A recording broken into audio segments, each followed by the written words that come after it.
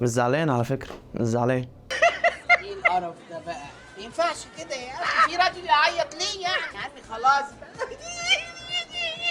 مساء الفل على بتوع الكوره. وماتش الاهلي وريال مدريد اللي انتهى بنتيجه 4-1 لصالح ريال مدريد. الشوط الاول ابتدى وكولر كان بيدافع 4-4-2، كل اللعيبه تحت نص الملعب. اول ربع ساعه كان في كم ميس باص مش طبيعي، كل اللعيبه تقريبا كانت رجليها سايبه. كمان استحواذ ريال مدريد كان سلبي ومفيش خطوره على الجون لغايه الدقيقه 30. ابتدى الاهلي يتجرأ ويخرج بالكوره ورحنا بكوره محمد شريف، ومن هنا خطوره ريال مدريد ابتدت تظهر بشوطه من تشاوميني ورودريجو وفينيسيوس. وفي الدقيقه 41 بعد خطأ ساذج جدا من محمود متولي يدخل الجون الاول لصالح ريال مدريد. وندخل في الشوط الثاني بهدف على طول في الدقيقه 46. وتعليقي الوحيد على الهدف ده هو لقطه لعلي معلول. استغربت جدا ان فالفيردي جاي من ظهر علي معلول من ساعه تقريبا جاي، وعلي معلول واقف بيتفرج، وبعد ما فالفيردي اخد الكوره علي معلول لسه واقف بيتفرج. وفي الدقيقه 60 كولر يبتدي يعمل التغييرات ويبتدي الاهلي يفوق ويبتدي يضغط عالي ونروح بكوره لقفشه من جوه ال 18. وفعلا في الدقيقه 65 ناخد ضربه جزاء يحرزها علي معلول ويهدى رتم اللقاء تاني كأن الفرقتين راضيين بالنتيجه كده لغايه الدقيقه 92. قدر ريال مدريد ان هو يسجل الهدف الثالث بعد استسلام تام من دفاع النادي الاهلي،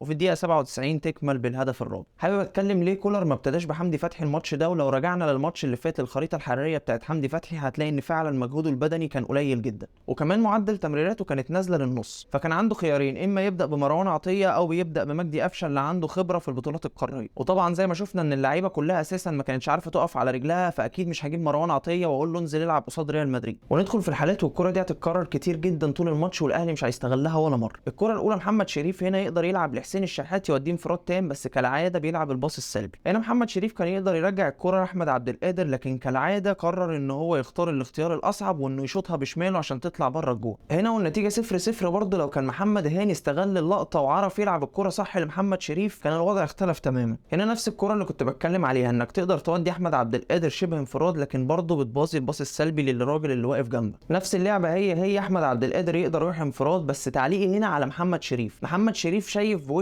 ان احمد عبد القادر بيجري في المساحه الفاضيه، فيعمل ايه؟ راح رايح لغايه رجله عشان الكره تتكعبل ما بينهم وتتقطع. نفس اللعبه محمد مجدي قفشه كان عنده فرصه ان هو يروح انفراد بكل سهوله، لكن طاهر محمد طاهر فضل يحتفظ بالكوره كتير كتير كتير لغايه ما وقع في الاوفسايد قفشه. ندخل في التقييمات، والنهارده مش حابب ادي اي ارقام للعيبه، واللي حابب يعرف اي احصائيه عن اي لعيب يقدر يعمل بوز للفيديو. نبدا بالشناوي اللي كان فيه شويه ارتعاش في اول الماتش، كل تسديده يمسكها وتقع منه. علي معلول ما كانش في احسن احواله. محمد عبد المنعم مستقبل الدفاع في مصر ومن اللعيبه القليله اللي كانت واقفه على رجلها النهارده. محمود متولي مش حابب اي حد يقيمه او اي حد يصدر احكام عليه لان ماتش النهارده مش مقياس تماما لاي لعيب. محمد هاني اللي كان نجم الماتش بالنسبه لي، دفاع وهجوم كان على اعلى مستوى. اليو ديانج اللي لعب ماتش من اسوأ ماتشاته. عمرو السوليه كعاده مستواه في الماتشات اللي فاتت مش احسن حاجه. حسين الشحات من نجوم الماتش بالنسبه لي وادى اللي عليه وزياده. محمد مجدي قفشه، وحابب اقف عند قفشه شويه. قفشه رتمه ابطا من لعيبه الدوري المصري، فتخيل لما تجيبه وتلعبه قصاد ريال مدريد وسرعه رتم ريال مدريد،